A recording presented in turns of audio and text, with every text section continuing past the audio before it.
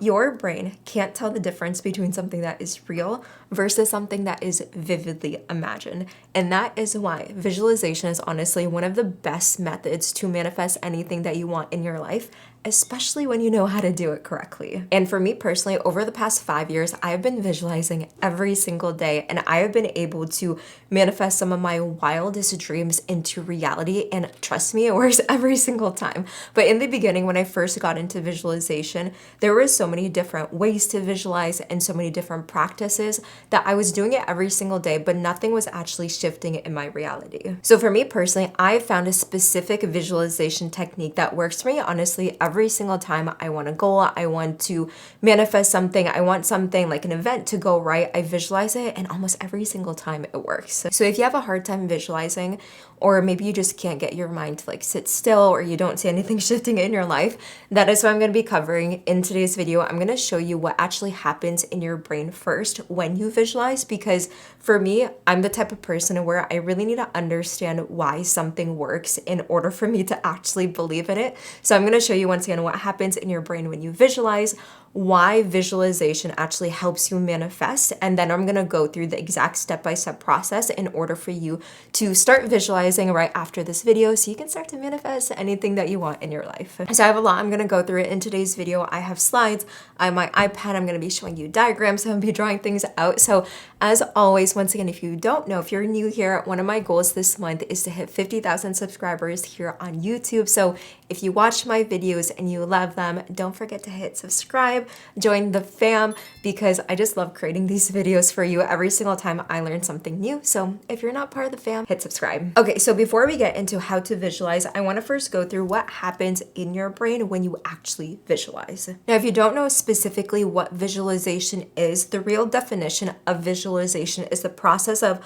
forming like images, stories, experiences in your mind of something that you want to achieve. And I'm sure we all have done this before, whether we're like daydreaming or thinking about something that we really, really want. That's basically what visualization is. Now, like what I said earlier, the reason why visualization works really well is because your brain cannot tell the difference between something real that you're doing in real life versus something that you're just like vividly imagining in your brain. Now, the cool part is when you actually start to visualize, your brain, it starts to fire the same like networks in the same regions as if you're actually performing that action in real life. Now, I have a few diagrams that I want to pull up to really show you what different regions your brain starts to fire and wire together when you're doing an action versus when you're visualizing.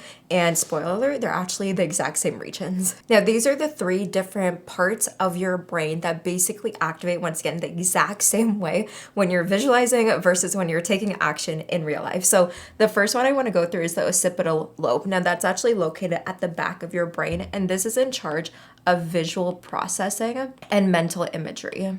And this is also called like the visual cortex. So once again, like when you're actively doing something, you can see what you're doing. When you're visualizing, that is basically in charge of you bringing those images in your mind. Now, the second part of your brain that lights up the same way is your prefrontal cortex. And I'm sure you probably heard of this. This is the part of your brain that actually doesn't fully develop until age 25.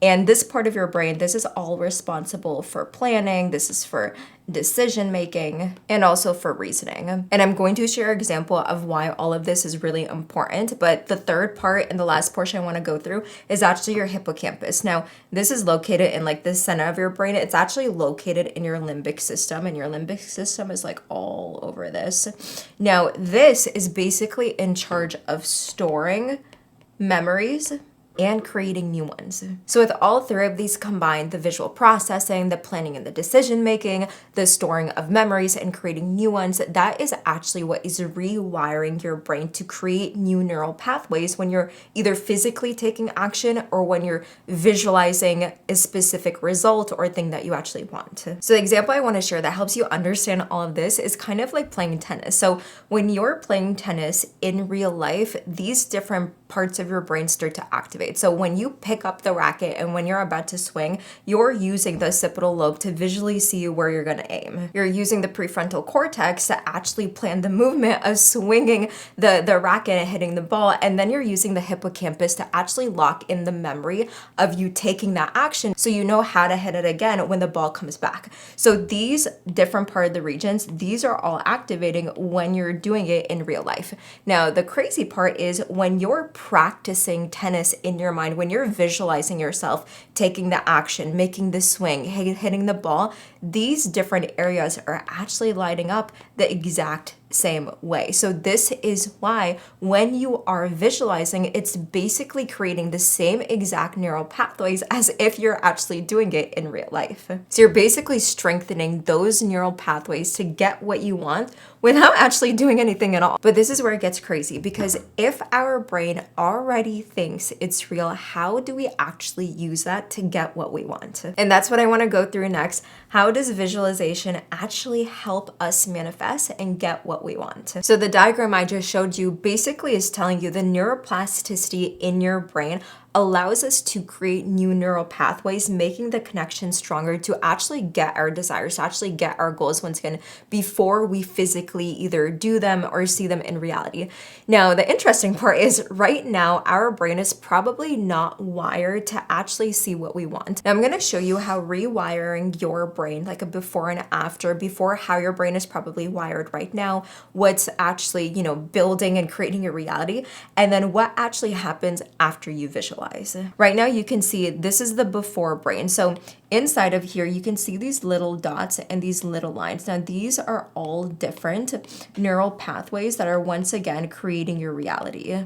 And these are all wired to basically experience what you have right now. So you might be experiencing the job, maybe you're experiencing divorce, maybe you're experiencing struggle, and maybe you are experiencing good health. So once again, right now, everything that you're experiencing in your reality, it's based on how your brain is wired. Now, what we just learned is after we start to actually visualize, our brain on its own will start to create new neural pathways that are going to be in direct correlation with the desire that we actually want. Now, the cool part is when we start to rewire our brain, we actually start to see more opportunities that we did not see before, because once again, our brain was not wired to actually see them. It's not like they didn't exist around us, we just weren't actually looking at them. So visualization actually allows us to prime our brain to start to see opportunities that could lead us to our desires and actually become more confident in taking actions. So now when we,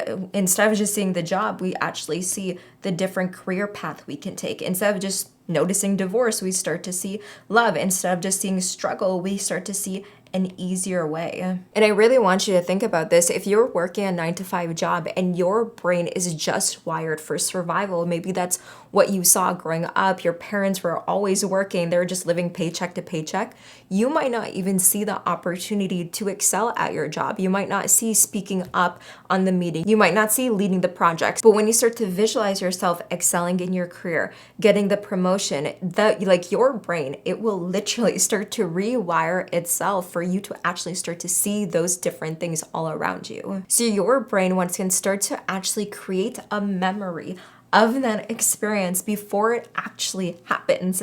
And once again, it's stored in your hippocampus, the same place where real life experiences are stored as well. And I also have here, this minimizes and even deletes the resistance in our day-to-day life, because once again, if you can visualize and see yourself doing it in our mind, our body does not know the difference between something that's real and something that's vividly imagined. So when we go and actually take that action, we don't feel the fear anymore, because it's as if we have done it before. So I also want to write down over here, repetition.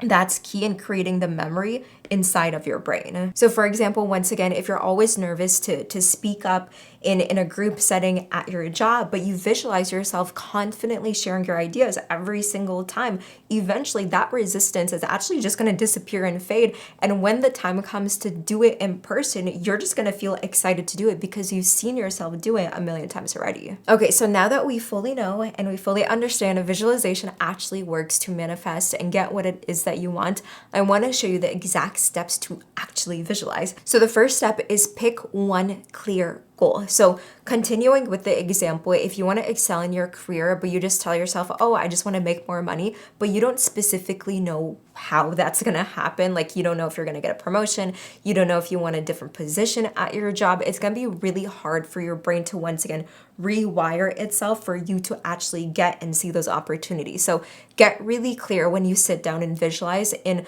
I like to do one specific desire, or you can do more so like a lifestyle desire of where you kind of see yourself in like the next like 3 months or something. Now, the second part of this is setting the tone. So when you sit down and when you visualize, you want to get quiet, you want to get comfortable, you want to maybe get a blanket if you get cold easily. I also have written down when I visualize, I like to listen to high frequency music, or I put in earplugs. Now, for me personally, I get easily distracted. So if I'm not wearing like headphones or earplugs and I hear someone like honking, or even like the AC goes off, that will get me out of my flow. So that's why I say like listen to high frequency music or put on headphones.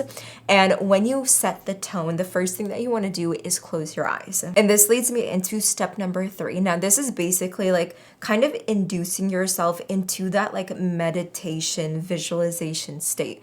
Now, for me, to calm my mind, to quiet my mind, to make my body still, I focus on my breath. So I start to just like deep breathe. So I'll inhale and then exhale.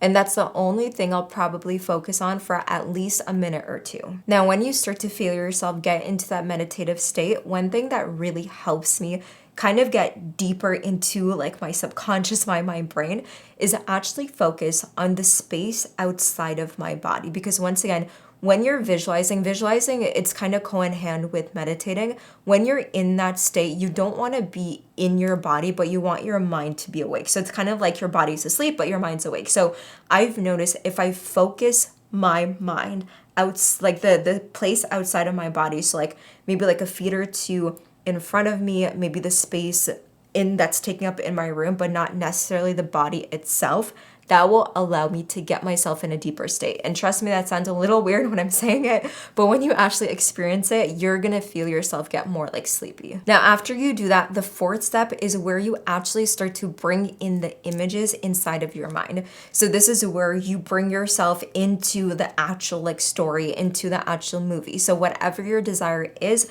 you wanna place yourself in that specific place. Now, for me, I like to use the 5 senses when I'm visualizing. So I just continue on with the example when it comes to like job and money. So let's say you want to make more money, you want to get a promotion.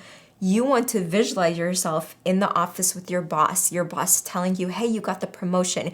You want to use the 5 senses. So you want to use your ears. What are you listening to? What are you smelling? Maybe there's a candle. What are you touching? What are you tasting? Maybe you're drinking water. You want to use the 5 senses because once again, that is going to light up the different parts of your brain. That is basically going to tell your brain, hey, is this actually true? Is this actually happening in my reality? Now, to take it another step deeper, when I'm visualizing, I'm not just visualizing me getting the manifestation, I'm actually visualizing like the emotions, the feelings, and the actions of me also like leading up to the manifestation. So for me, for an example, if I'm trying to manifest more money, and for me to manifest more money, it requires me posting on social media, it requires me making videos, I'm gonna see myself taking action of making the videos, making the content, and I'm also gonna see myself running into problems, overcoming the problems and overcoming the fear. One of the biggest things and the best things that I've learned when it comes to visualization is not just seeing you get the result,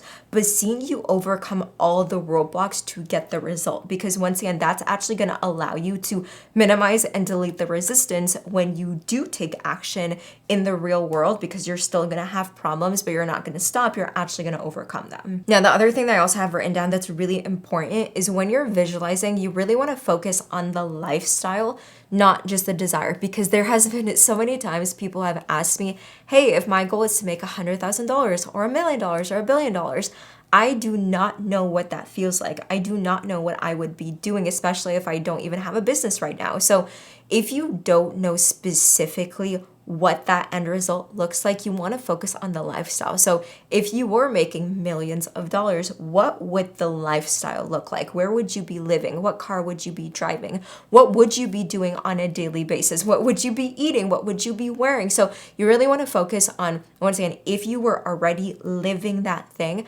how would that life look? And in this process, especially in the beginning, if you're new to visualization meditation, your mind is probably going to wander a little bit. And if it does, just notice it and focus back on your breath. Because once again, when you focus on your breath, you start to like get back into that meditation flow. So it's okay if your mind starts to wander. It still happens to me sometimes, but just focus on your breath and that will bring you back into your visualization. And then step number 5 is getting yourself out of the visualization. This is still a very important part. Don't just wake up and start taking action. You want to slowly bring your attention back to your breath. Maybe start to like wiggle your fingers, move around, because once again, when you're visualizing and meditating, you're not moving around. So you don't want to just jolt up and start looking at your phone.